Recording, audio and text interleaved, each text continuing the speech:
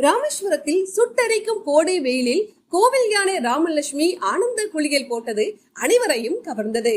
தமிழகத்தில் கோடை வெயில் சுட்டரித்து வருகிறது.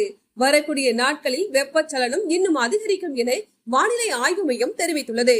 ராமநாதபுரம் மாவட்டத்தில் வெப்பநிலை உயர்ந்து நண்பகல் நேரத்தில் பொதுமக்கள் வெளியில் செல்ல முடியாத அளவிற்கு வெயில் சுட்டரித்து வருகிறது. இந்நிலையில் கோடை வெயில் தாக்கத்தில் இருந்து ராமேஸ்வரம் ராமநாத சுவாமி கோவில் யானை ராமலட்சுமி இளைப்பாறை கோவிலின் வடக்கு கோபுர மண்டபத்தில் உள்ள நந்தவனத்தில் அமைந்துள்ள நீச்சல் குளத்தில் ஆனந்த குளியல் போட்டு குளித்து மகிழ்ந்தது. இதனை குழந்தைகள் முதல் பெரியவர்கள் வரை ஆர்வத்துடன் பார்த்து ரசித்தனர்.